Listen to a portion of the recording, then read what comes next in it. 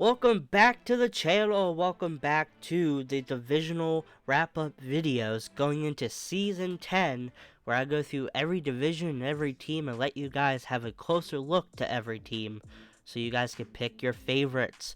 Now, here in the Atlantic South, we're going to be talking about the Miami Bullheads, the Carolina Crusaders, the Warthogs, and the Atlanta Revenge. Now, a lot of these teams, this division has a very weird makeup, especially because they are in around the same area, but a big thing with these teams are the fact that these teams were in other divisions, and when the divisions got mixed up, because of them being slightly closer to each other, they just got thrown in together. It's going to be very interesting to see some of these teams. And then let's just start off with the Miami Bullheads.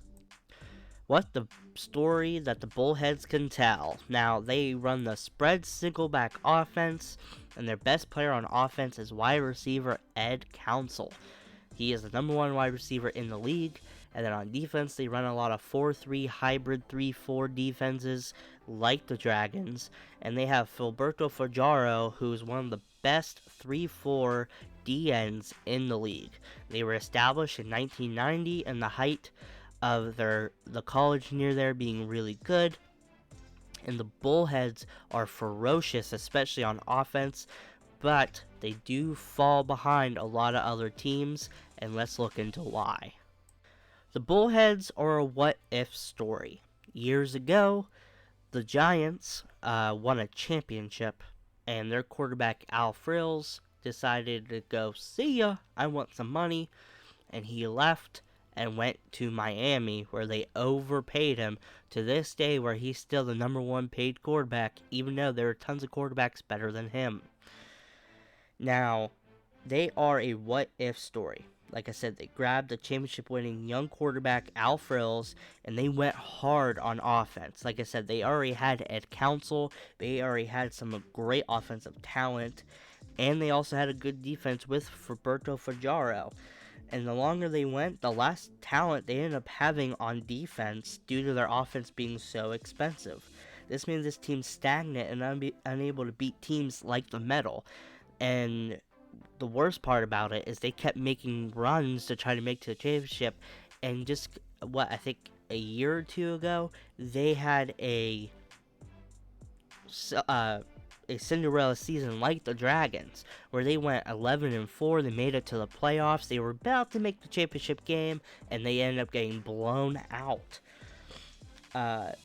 Anyway, though, even though they have had a top 10 quarterback and a top 5 wide receiver with a revolving door of amazing running backs, they couldn't move forward. Then, like I said, Season 8 happened. Everything went their way. The basic defense, they had a top D lineman like Filiberto Fajaro, who started to make some pressure, and the Bullhead offense could not be stopped. Al Frills was at the top of his game.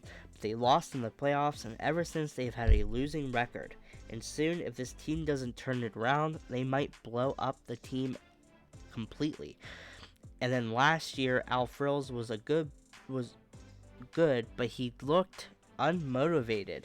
And the Bullheads really need a change of philosophy, especially for the fact that they have the best wide receiver in the league, who is really close with the quarterback Al Frills. They have a good running back right now in Hunter Salamander. They have, great offensive talent and a great offensive-minded coach, but they really need to start building their team like other teams have built them, like the Revenge, like other teams like that, who end up getting a quarterback last, and instead they've let their defense get worse and worse and worse and wasted talent on both sides of the ball.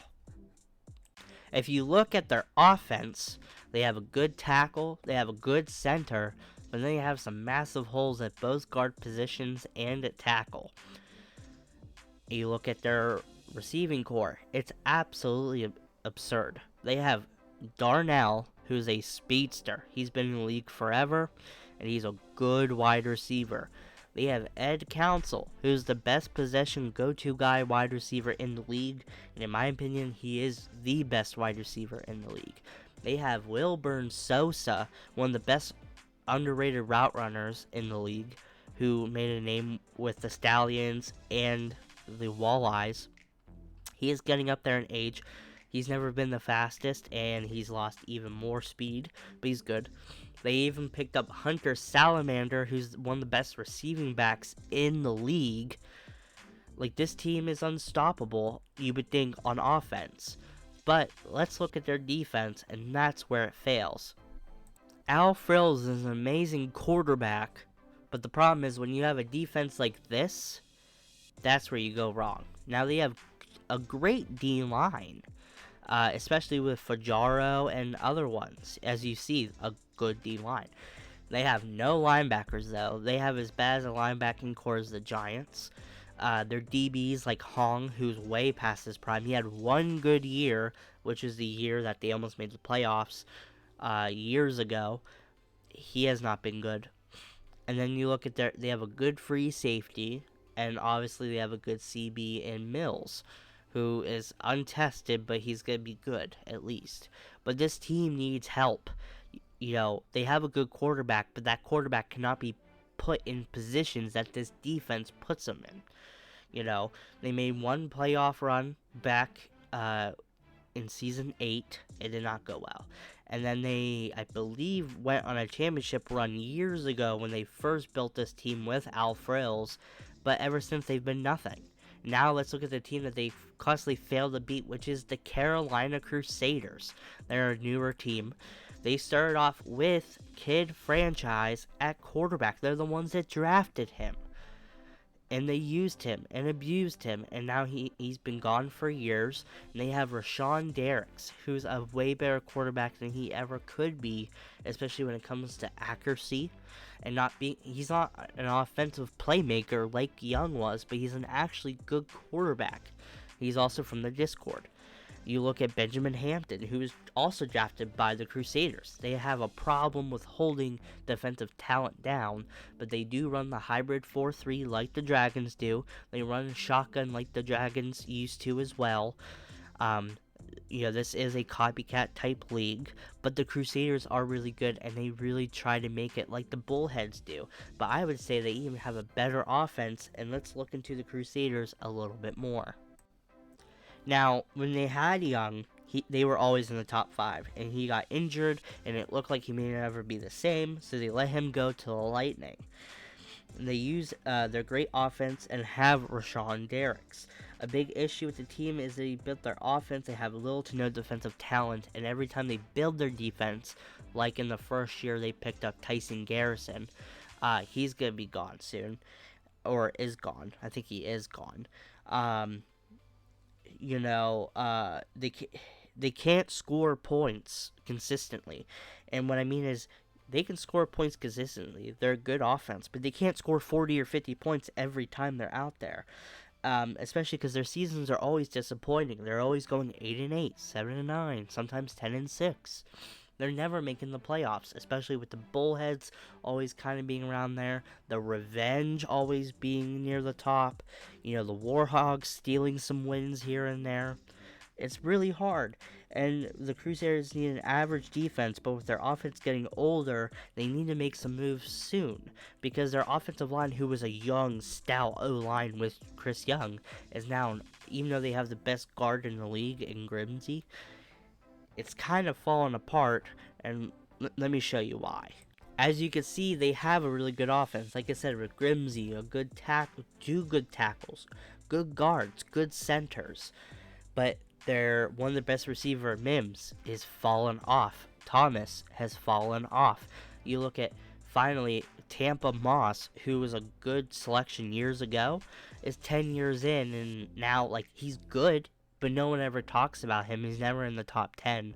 Derricks is always near the top 10. I think one of the seasons he had 43 touchdowns with 10 picks. Like, he's insane. They have two great running backs in Morris, who people thought was kind of weird they were picking him up, especially because it was the same year they picked up Calvin McWilliams, who's a great speed threat. But Morris is the future of the league at running back.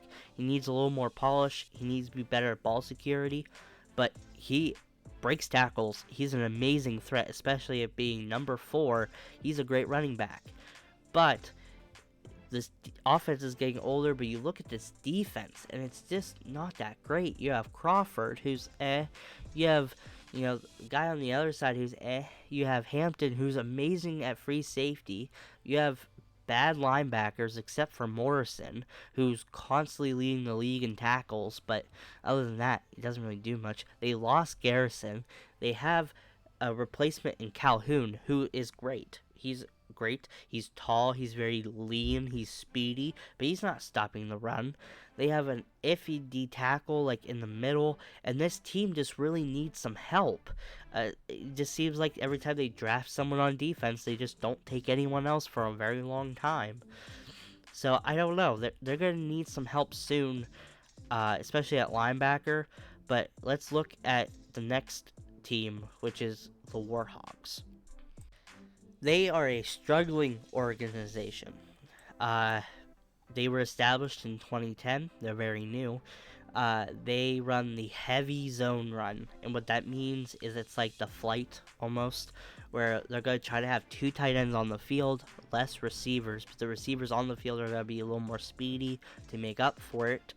Their best player on offense is Alfonso Smart, who is one of the best, if not the best center in the league, and their best defensive player is some no-name linebacker named Blake Brooking, who came into the league literally not known, and he got drafted, and he's become a special talent, leading the league in tackles almost every year, having some of the most picks for a linebacker. He's good at zone, he's tall, he's athletic, he's very good in this Tampa 2 defense that they run.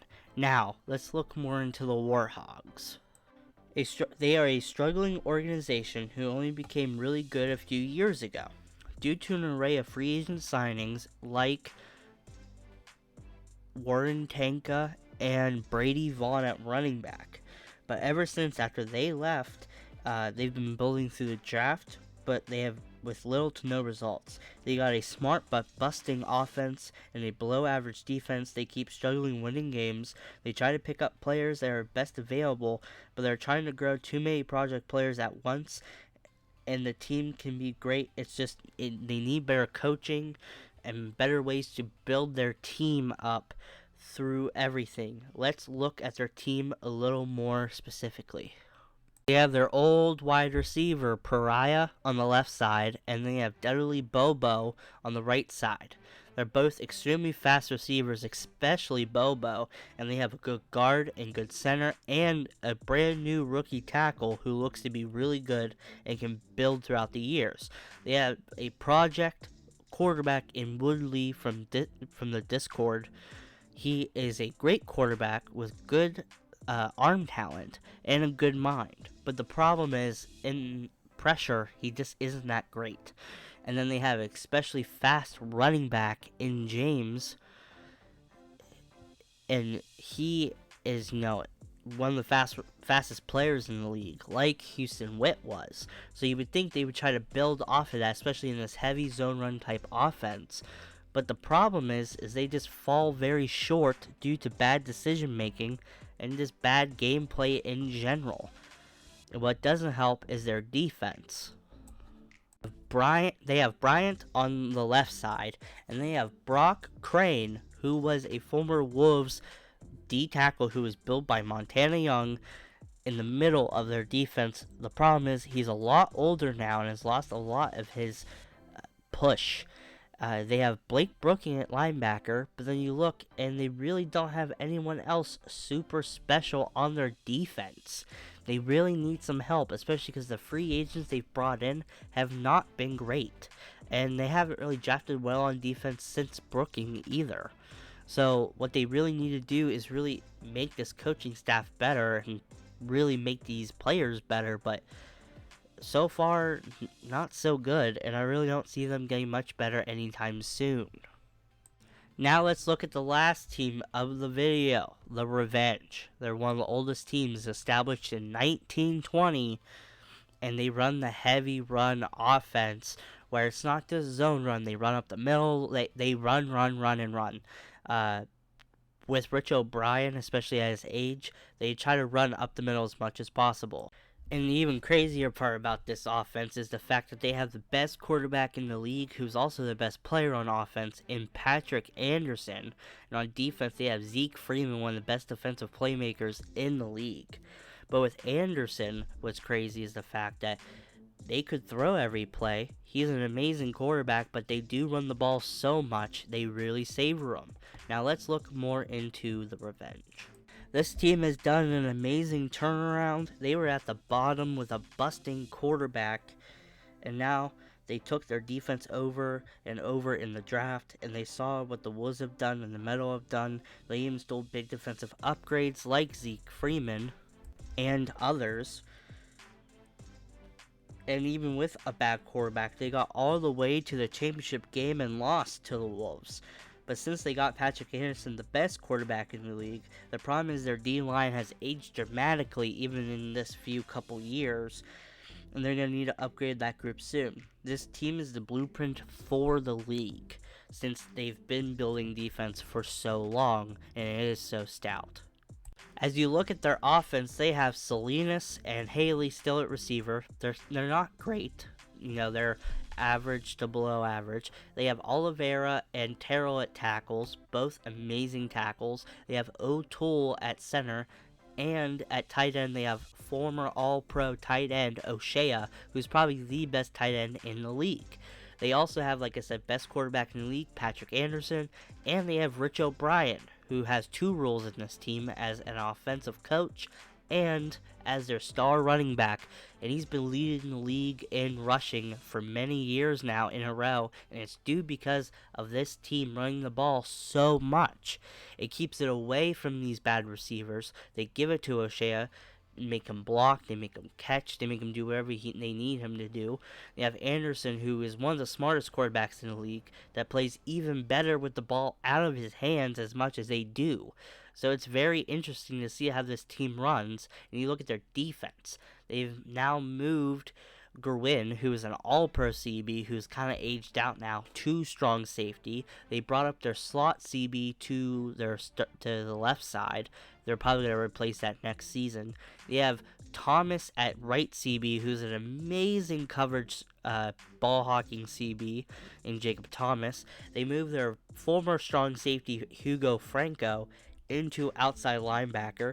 They have a good middle linebacker. They got Lunsford at outside linebacker. They have Greg Brick, who is past his prime but still very good. They have Castaneda at D-tackle, who is again past his prime but very good. And they have Drake on that right side. Now, they're going to probably make this team even better through the free agents and just trying to pick people up, because they're really able to really sell this amazing 3-4 blitz scheme that they do have. And now let's look at the conclusion. Now we're at the end here.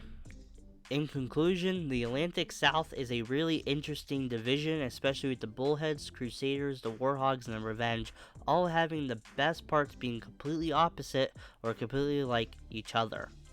Now, it's obvious that the Revenge are probably going to be top in this division, but you can never count out the Crusaders and the Bullheads, and you can't even count out the Warthogs to steal a couple wins here and there.